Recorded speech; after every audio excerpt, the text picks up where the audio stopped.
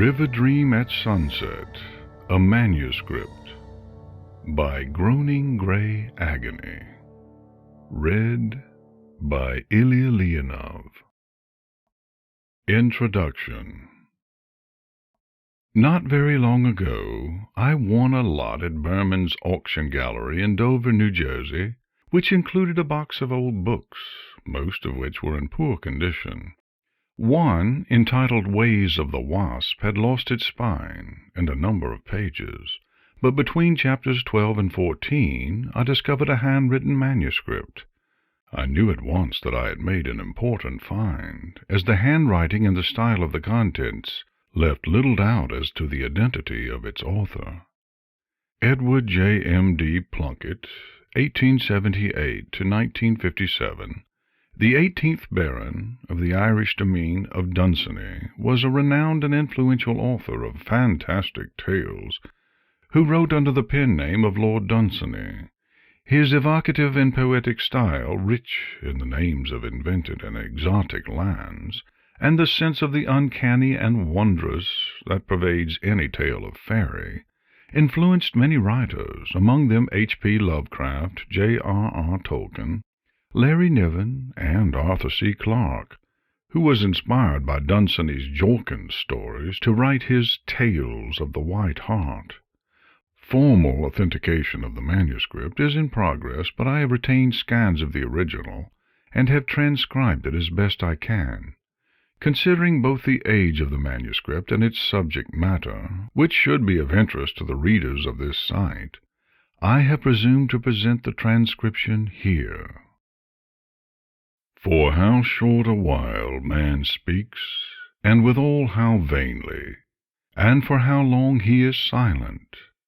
Only the other day I met a king in Thebes, who had been silent already for 4,000 years. Lord Dunsany, The Idle City.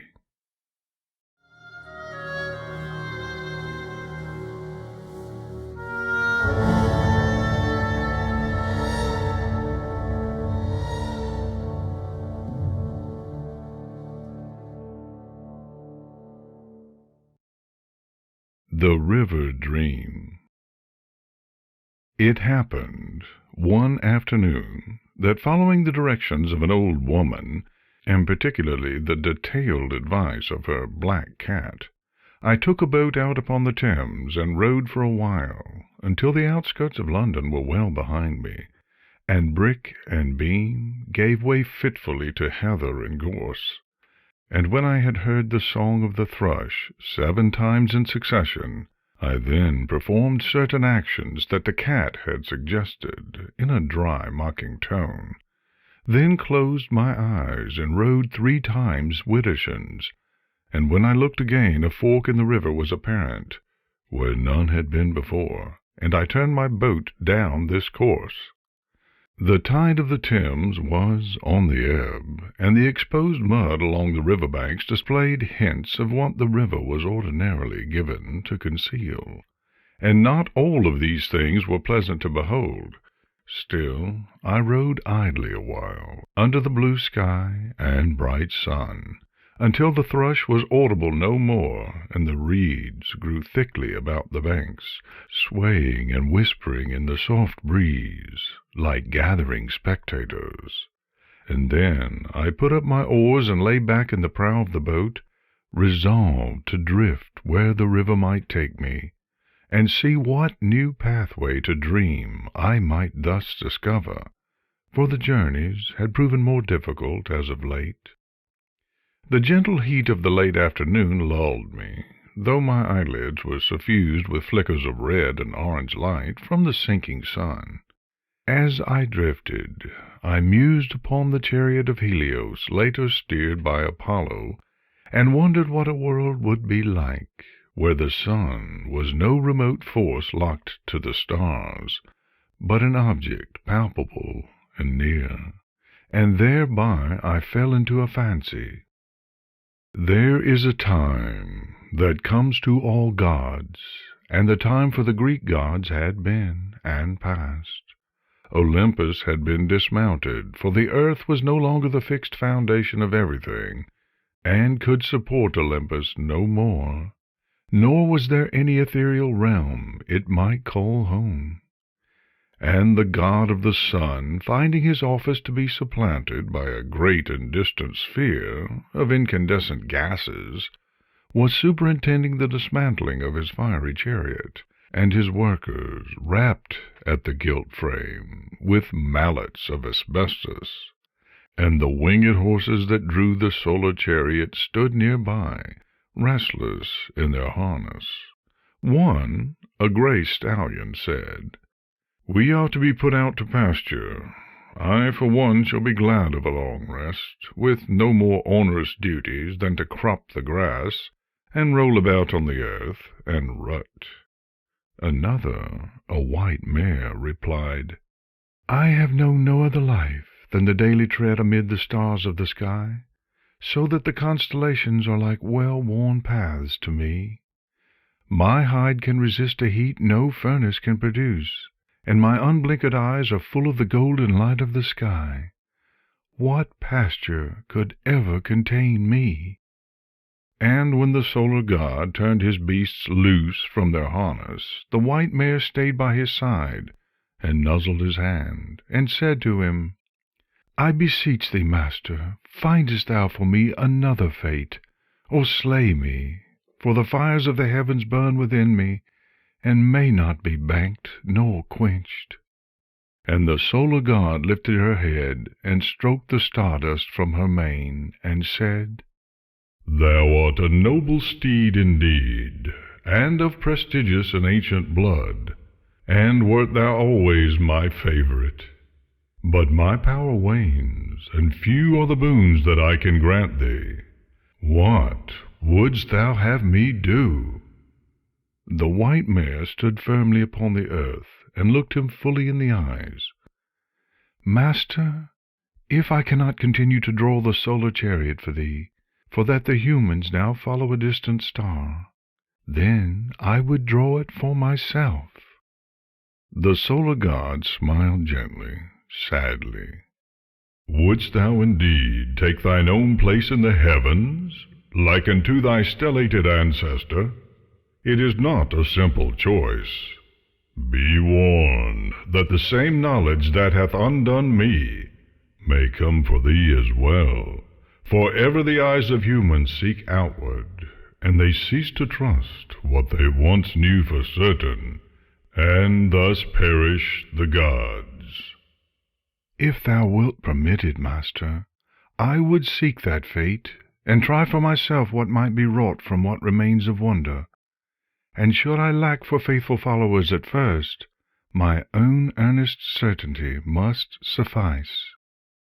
With that, the solar god stroked the mare's mane for the last time, and it flared under his touch into a gentle glory that glowed with the light of the sunrise over green fields, and it flowed over her back and through her tail like the sky at dawn.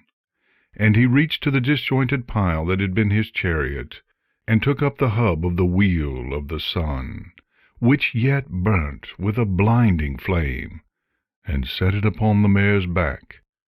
And stooping, he took up a clot of earth, and spat into it, and pressed it into a ball, and set this as well on her back. And then he bent and kissed her upon her forehead, leaving a curious mark between her eyes, which gleamed for an instant like a star, and she snorted and pawed and flapped her wings, for the ground beneath her was already too weak to bear her. "Thus I release thee, my celestial steed," he said. "Shouldst thou persevere, thou shalt have thy desire, until the humans seek thee out and pin thee down with their iron reason, or thy subjects grow like them in their learning of the ways of material things, and thou meetest the doom that is appointed to all gods." And the white mare bade her former master farewell, in deepest grief, and spread her great white wings, and flew off into the sky and beyond, until day became perpetual night, and as she wandered the cold, dark void, her frozen tears left a sparkling trail behind her, and she turned aside from the beaten paths of the constellations, and sought long for a corner of the heavens that might be safe from the prying sight and inquisitiveness of mankind.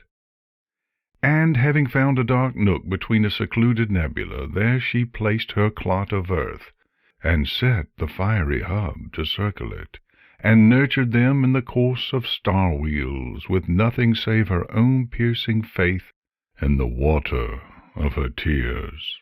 And the clot waxed and grew, swelled into a globe, and became a world, and on it came forth life of all sorts, as she remembered it, and particularly that which was in kind to her own appearance.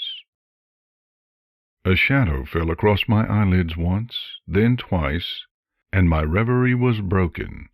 I felt a breeze blowing down on my face, and heard a soft clatter upon the wooden stern of the boat, which rocked gently, and I opened my eyes to see a great set of orange pinions, streaked with yellow, and borne by no bird, but a small winged horse, though its face was rather more childlike than equine, for its snout was snub, and its eyes faced forwards.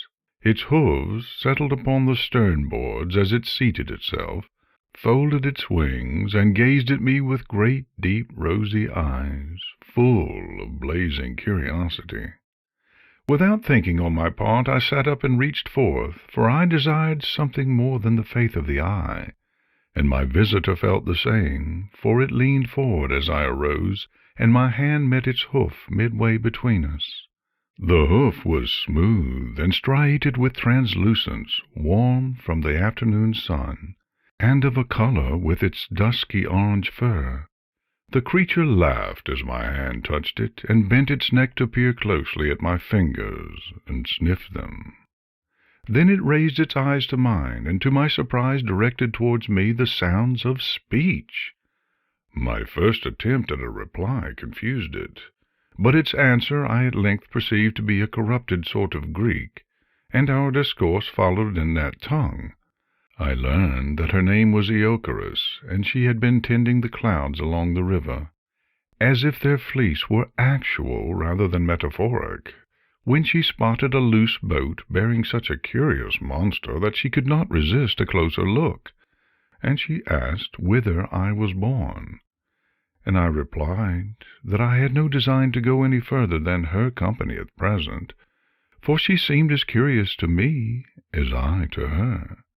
At this she laughed, and invited me to tarry and see more of her country, and I readily assented.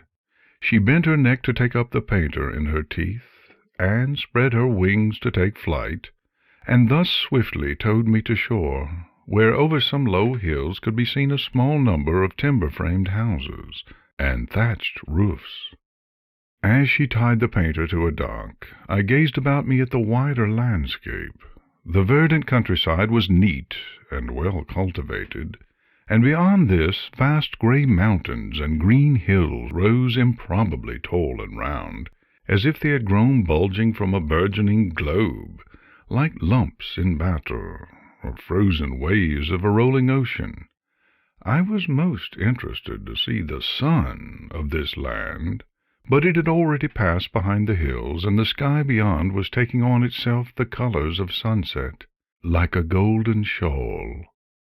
As we walked along a winding path towards the town, Ioli seemed fascinated by my cuff-link, a silver chess-piece studded with sapphire. I undid my cuff to show it to her more closely, but she instead focused on my right arm, sniffed at the bare skin at my wrist with some interest, then contritely muttered, "I understand. Thank you for showing me." I refastened my cuff-link, but as we proceeded I noticed that Ioli occasionally paused, began to lay her ears back, and showed other signs of nervousness, from which I took it that the novelty of escorting a fabulous monster was perhaps being strained a trifle by her bestial instincts. I pondered how best to put her at her ease.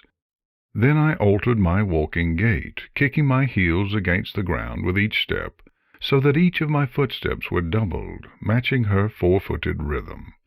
Within a minute she had visibly relaxed, and within another she had glanced down at my feet, blinked twice, then looked up at me with a laughing smile. She then, with aid of her wings, altered her own gait so that her own footsteps seemed to strike only twice, and we laughed together, camaraderie restored. As we reached the town, which Ioli called Ioli, I was startled, for from afar I had assumed the buildings to be built to human size, and instead they were scaled to the frame of my diminutive companion. I saw two ponies wielding saws and hammers as they mended a fence nearby, and was thereby convinced that they themselves had created and did continue to build this town. Ioli asked me to abide, then flew up over the rooftops, approached some compatriots of hers who were standing at ease upon a low-hanging cloud, and spoke to them, tossing her head occasionally towards me. They stared at me, then flew off in several directions, and Ioli flew back down to tell me she had asked them to inform the mayor and the townsfolk, who would all be interested to see me. And in due course the folk of Ioli came forth to see the strange monster, and crowded around me, flaring their lips and baring their teeth at me. And I was amused to see their various expressions, though in truth they were not so odd as I had anticipated. For in their world of creatures, like to those that dwell in myth, there are many things that walk on two legs and speak, and for another such thing to appear were no great occurrence, whereas even one instance of a talking horse in London would be a subject of unending excitement and discussion. Though all were small ponies in general form, they were colored in every sort of hue, like a field of wildflowers in spring. I later learned that there were 3 tribes, or kinds of them, which long ago had waxed in strife until frigid winter nearly claimed them all, and they were forced to sue amongst each other for peace. These tribes were the Teribi, of which Ioli was a member, the Monokeri, whose singular horns permitted them to command great and silent magics, and the Chthonoi, who were adorned with neither horns nor wings, but whose dominion lay over the soil and the fruits thereof. One young Chthonios, a Miss Hephaestus, of light green coat, was called to perform a ceremony of welcome. This she did by advancing to me, curtsying by bending her forelegs, then placing her forehoofs squarely against the ground. She trembled, and I felt a tension run through the earth, and green things grew up from the ground around her hooves, and twined into a circle around them, and once interwoven burst into a garland of pink roses. She then stepped out of the circle, and another unspoken command of hers separated the garland from the earth, and she took it up in her mouth and offered it to me. I accepted it gravely, and placed it over my head, at which the crowd applauded by stamping their forehoofs gently. Ioli told me afterwards that, in strict politeness, I should have eaten one of the flowers then and there, instead of saving them all for later. The mayor, a sedate grey stallion of advancing years, approached me carefully. He reared onto his hind legs, putting his eyes at a level with my chin, and gazed at me so intently that I burst into laughter, and so did he and the rest of the crowd, and I sensed their relief. I did not care to go to all fours, but squatted to put my eyes at his natural level, and thus we conversed. He asked me whence I had come, and I told him that I had ventured from a land where fires were started in small wooden bowls, which one held between one's lips, and frameworks of oiled cloth were used to confound the rain and the sun, and such other conceits as seemed likely to amuse him. And soon I was judged to be relatively harmless, and it was agreed that Iocharis would be excused from her other duties to serve as my guide during my visit.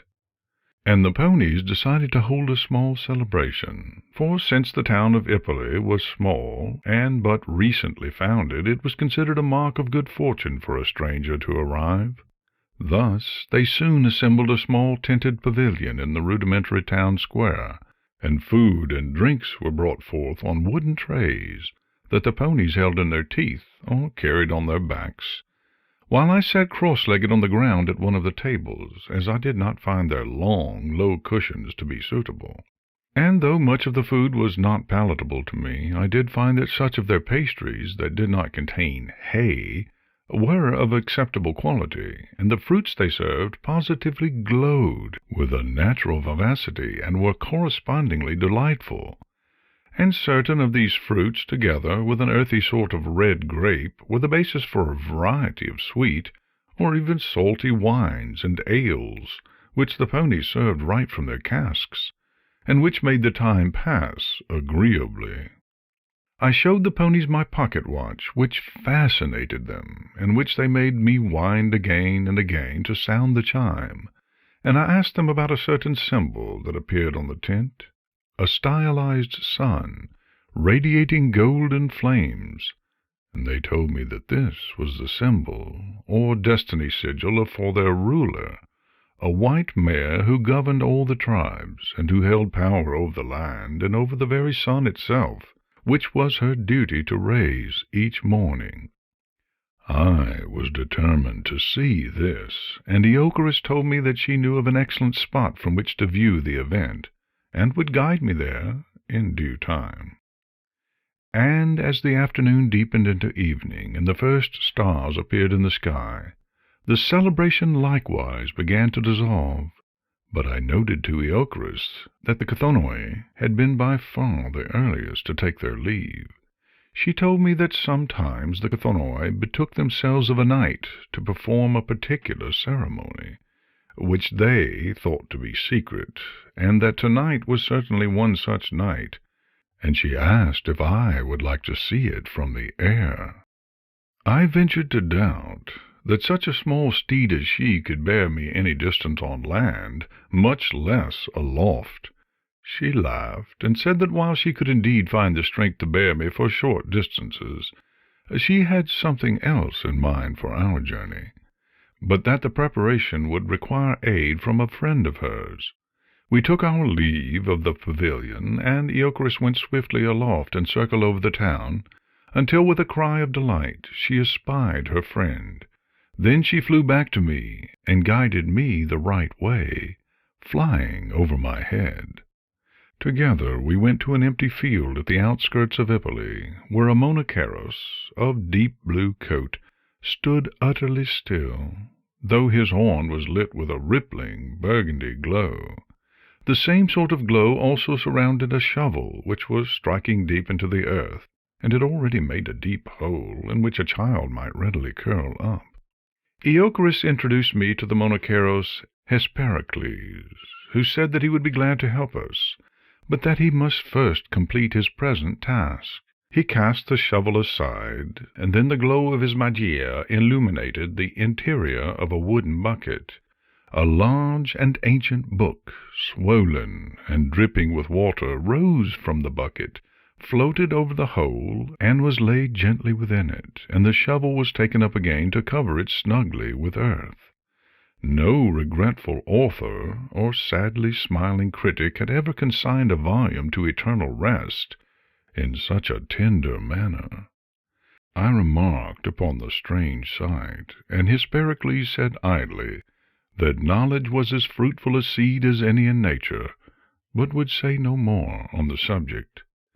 Iocharis explained her intent to Hespericles, and asked for his assistance and company. He sniffed cautiously at my clothes, and then my shoes, then said, "The honored creature wears an extra skin, made of distressing substances, which shall effect the subluxations of my spell." Iocharis said in a low voice not intended for me to overhear. "Please do not press him to remove his garments. His body is going bald, though it does not smell contagious." "It is no great matter. I shall work around it." Hespericles spoke not any words of a spell, but reared his horn, which again formed a curious glow, like a transparent cloud. This glow spread over me like a clinging smoke, and I felt a querulous prickle in my skin, which grew warm. My hair stood up, and I tasted sharp, sour air about me, and I felt that my spirit yearned to cast off the flesh, at which the flesh trembled, but understood. And then the fit passed, and I stood with ringing ears and pounding heart, and I could feel the air around me resisting my motion slightly, though there was no wind, and I moved about for a time as a child might, each breath of humid air a tingling wonder.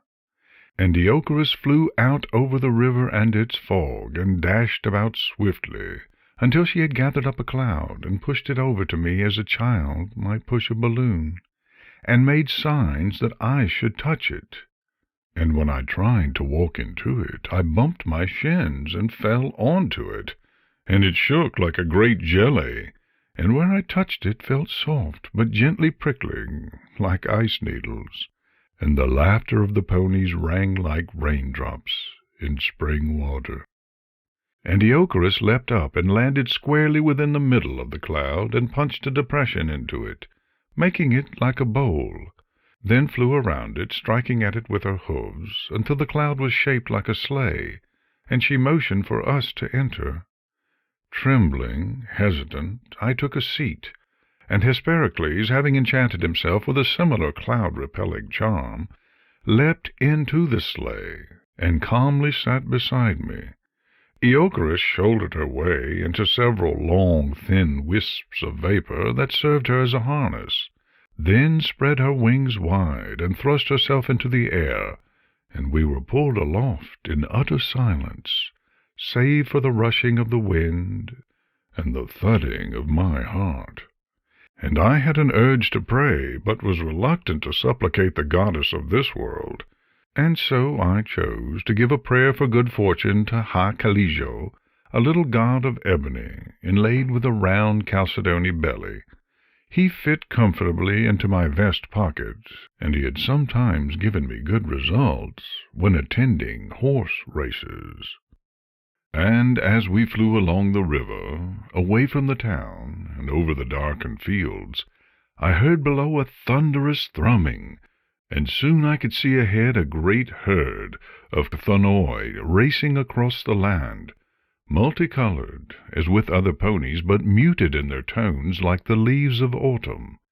Iocarus informed me that it was their way to sometimes join together of a night into a great herd, and run through the fields and hills, and that together their hooves often made a thunder in the ground that matched any produced by the Teripi in their raging sky-storms.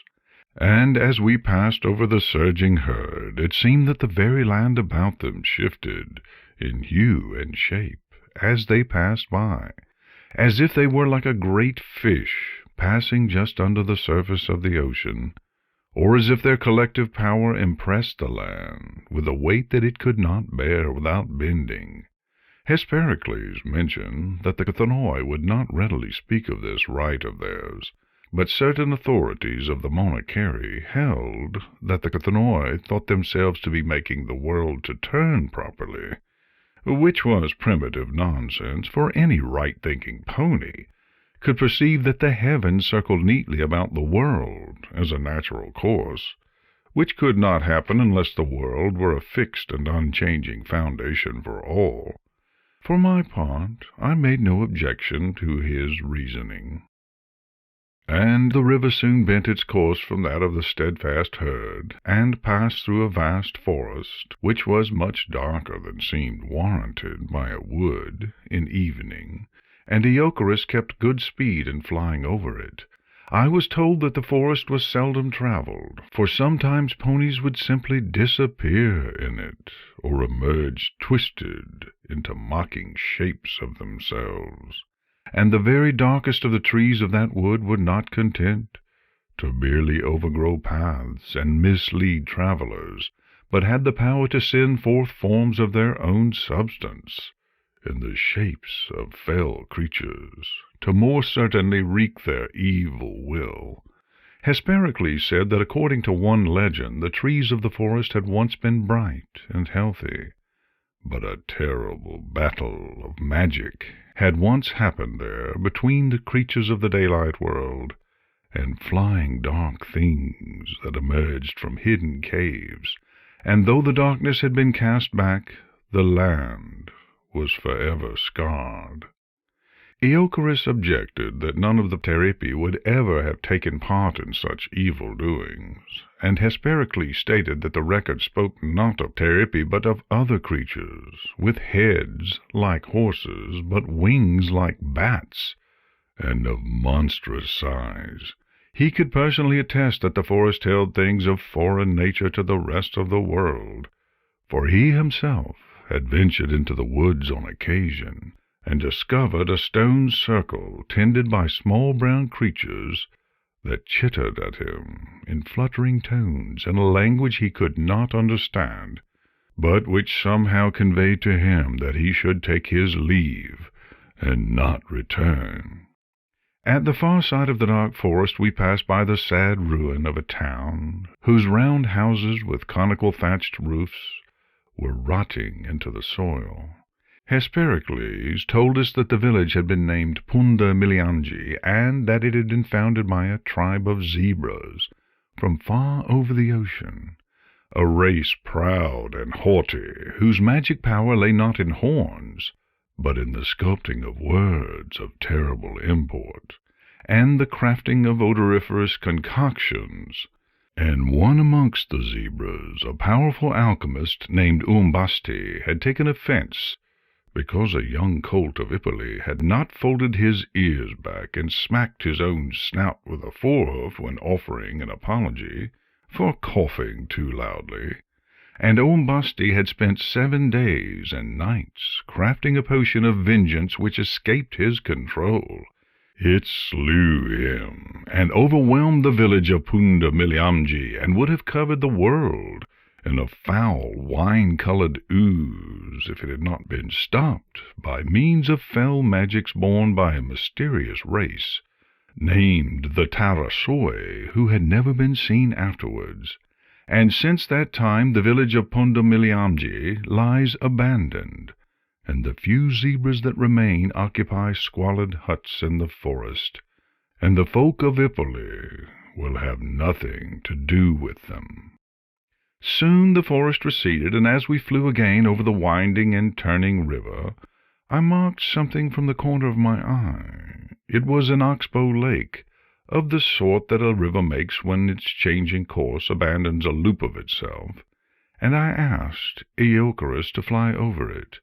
And as she did, I saw that this was too symmetrical and neat a lake to have been formed by a wildly wriggling river, and in fact it greatly resembled the imprint of a colossal horse's hoof. I recalled my earlier dream of the celestial mare shaping the world from a clot of earth, and I shivered and turned my eyes away to pleasanter things. And along the river-banks appeared a number of farms, and nestled between fruited orchards and fields of grain were several notable acres where nothing grew save grey granite monoliths, and Iocorus mentioned that this was one of the arts of the Chthonoi, that in addition to the living things of the world they commanded the bones of the world itself, and such fruits provided by the same, and that many a stalwart castle or stately residence had been built from stones they had shaped in the growing. She said that the Chthonoi were once also well known for producing gems from these rock farms of theirs, gems of particular luster and puissance, but that such production was now done in secret, lest the gems draw the attention of hungry dragons. As she spoke thus, Hespericles' expression grew darker, but I could not draw him out as to why. The conversation turned thence to tales of wondrous cities, and Iocorus told of Derecho, The cloud mountain of the Teripi, empty and brittle with the years, that sometimes appears on the horizon like a black diamond in the sky, and darkens the land below it like a thunderstorm. And I told of the great city of Perdonderus, which met its terrible doom from the nature of its carven gateway, and repeated a short version of the tale of the fortress unvanquishable, save for Sacnoth.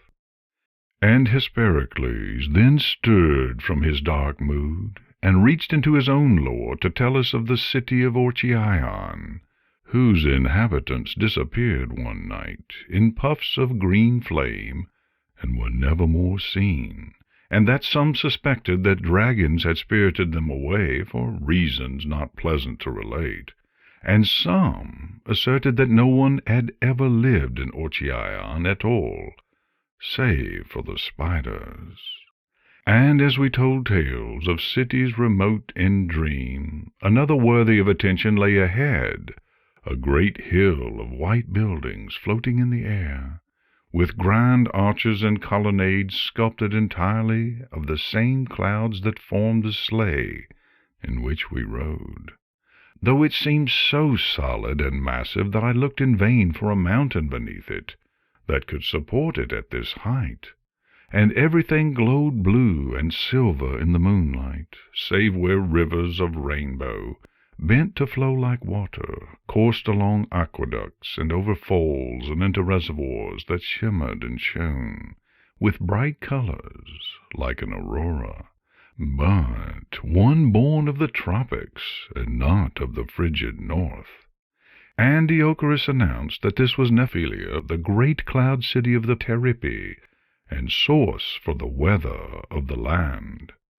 I remarked upon the splendid Colosseum, which was a darker shade than the other buildings, and Diocorus said that the structure was used nowadays for races and athletic feats, but in times of old it had been an arena for gladiatorial combat, which the Teripi undertook by strapping blades to their wings, and that while such times were long past, the blood of these ancient heroes persisted in the very vapor of the Colosseum, and the Teripi neither could remove it, nor would they, in honor of their heritage.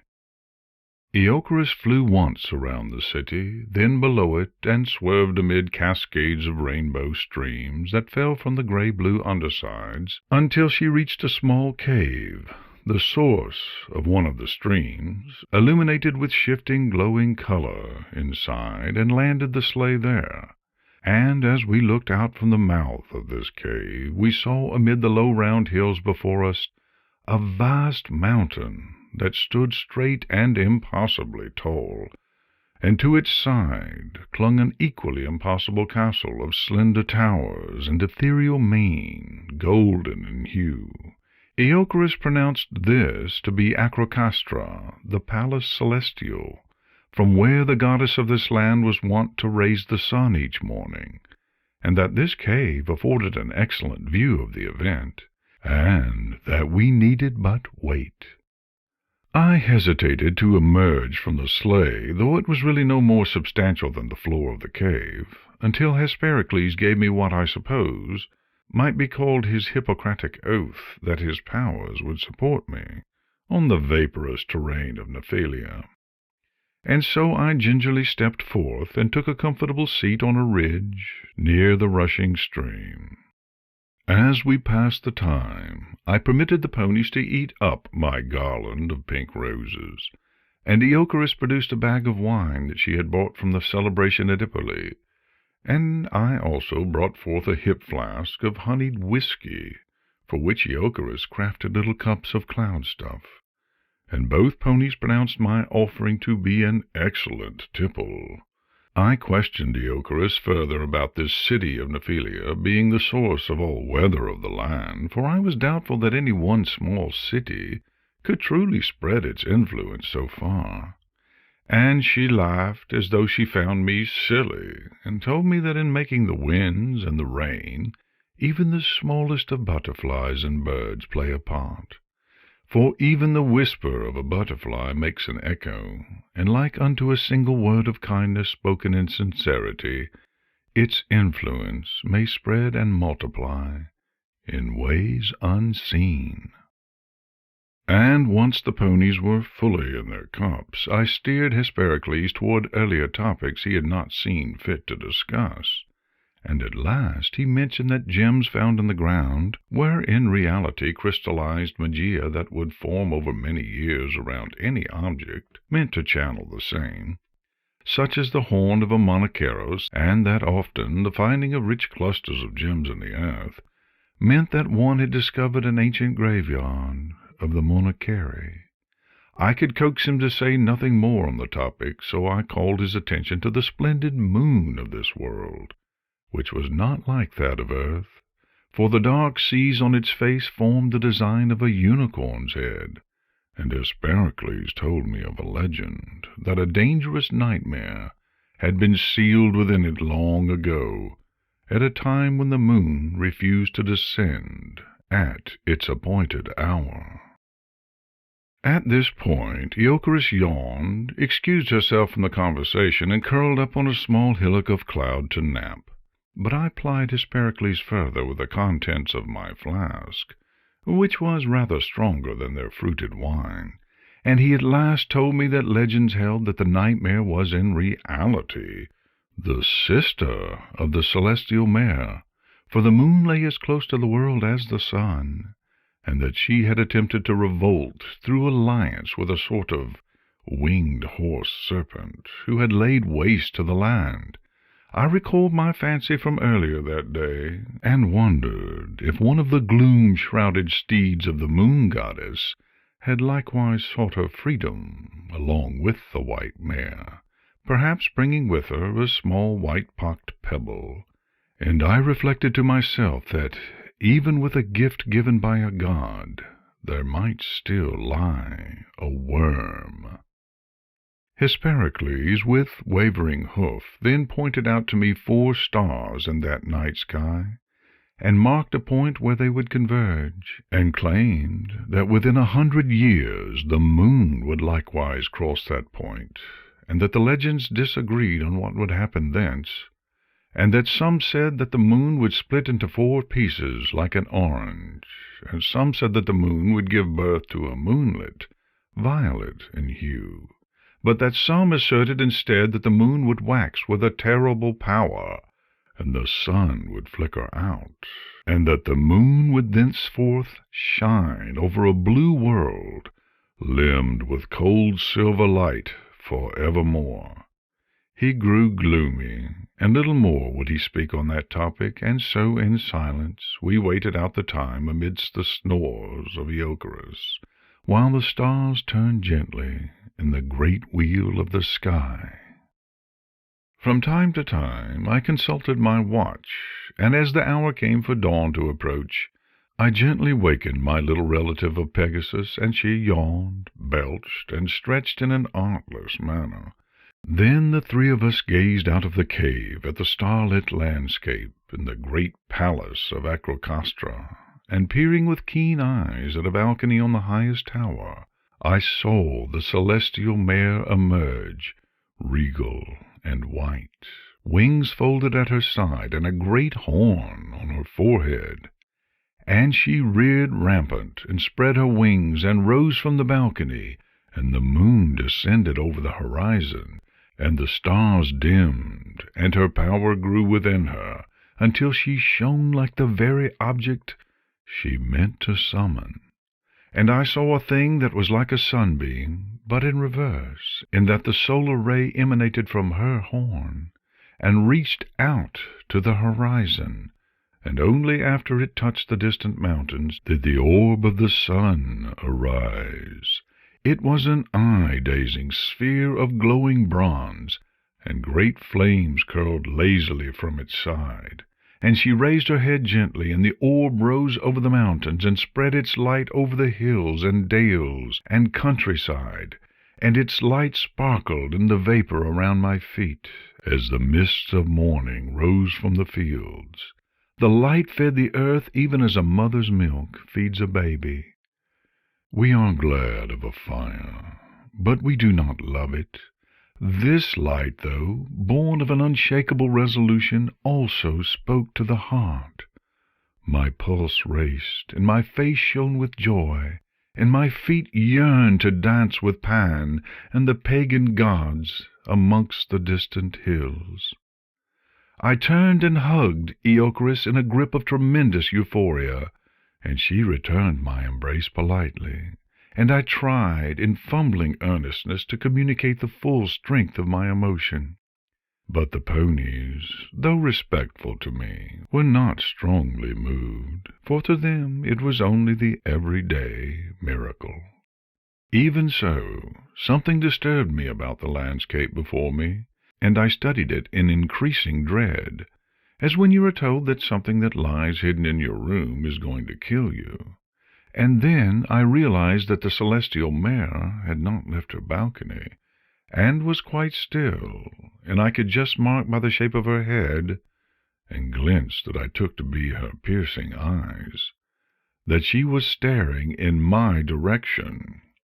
And as I knew anything, as I knew the smell of an approaching storm, I knew it was time to take my leave, and that swiftly, and I beseeched Iocharis to bear me quickly back to my boat.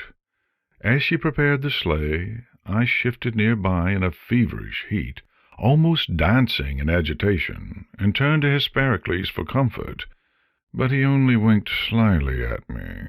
Then his horn blazed a sudden with light, and he vanished. The air about me shuddered, and my spirits sank to their lowest depth, and I leapt into the sleigh, and begged Iocharis to make all haste. As she flew, splitting the air as straight and swift as an arrow, I stared behind us at the dwindling castle, desperately gripping the vaporous rail of the sleigh, for I could foresee in my mind the great spreading of those terrible white wings, and the streaming of the flowing mane of dawn leaving a bright streak across the sky, and I could still feel the fever of those relentlessly perceiving eyes that had pierced the deepest darkness of space, and wept the infant oceans of this world, and struck such burning fear into my heart, and I knew that at any moment we could be overtaken. Iocharis, flying with such speed that I fancied I saw streaks of light left behind in her wake, soon arrived at the dock of Ioli. Banking with a stomach-twisting turn, she brought us directly over the little boat on which I had come, and told me to prepare myself, then kicked back and struck the cloud sleigh with such force that it burst into insubstantial mist, and I fell afoot into the boat with a rocking splash. Iocharis then cast off the painter, and called up a light with her wings, such that the breeze strengthened around us, and the boat swung swiftly out into the main current of the river. We floated together for a while, in silence. Then Iocharis told me that she must be returning to her own affairs. I then asked for her assistance in the writing of this tale, and at first she was puzzled as to how she could help me. But at length she understood my meaning, and with some hesitance gave me what I required, and we parted as do those who know that it will be the last time, she flying off to chase her clouds through azure pastures, and I taking up my oars as the river, its tide turning, carried me back to the Thames and to London, and the world of groaning, shrieking machines, and sky-darkening smokestacks, and other marks of human endeavor. The river turned and changed even as I drifted, and I knew that even should I dare to return this way, the journey could never be repeated. For a river wriggles over the land as the years pass, even as the fates scribe the curves of a brief human life. But it effaces with its newer script the traces of the old, and shall never, never write thus again.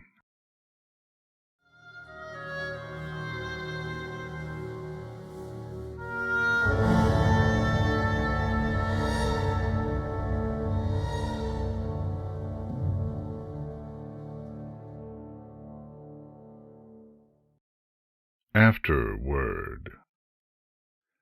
I believe that the work of any author should stand by itself, so I decided to withhold one particular about the discovery of this manuscript until the end. Among the loose pages at the bottom of the box, which contained this manuscript, I found a singular object, flattened, as if it had been used as a bookmark for decades, and now bent and damaged from being knocked about loosely in the box. It is a feather, 8 inches in length and dusky orange in color, streaked with yellow. It has been cut for use as a pen, and the shaft is blackened with dried ink. I have compared the tip with the writing on the last few pages, and have little doubt that it was used, at least in part, to compose the work. I have not shown it to any ornithologist. I know they would find it did not belong to any earthly bird, and I do not wish to present them with a riddle that they can never answer. Such things rest easier in the hearts of poets and fools. For, as the years pass, the lands of dream grow more and more remote. Even within Dunsany's lifetime, he reported difficulty in repeating his attempts at access. I think the doorway that he found to that land is barred forever, so that while its light may still reach us in some manner, direct passage may never again be regained. We, as a species, have sought other ways to reach beyond the fields we know, and these paths may lead to strange worlds among the distant stars, but only across silent gulfs, separated by times that span many human lives. We have exchanged our familiar dreams for a stranger but unreachable reality. Of course, it may be that the prophesied doom has come to pass, and our comprehensive star-searching instruments, or the rising skepticism of her subjects, have undone the work of the celestial mare, and ended her realm of dream like a burst bubble, and what reports we now receive are simply the photonic ghosts of what happened in impossible years past. During the times when I am convinced that this is so, I grieve for what has been lost. And yet, as I write, pressing buttons on an electromechanical contrivance to record my words, my eyes return to the feather.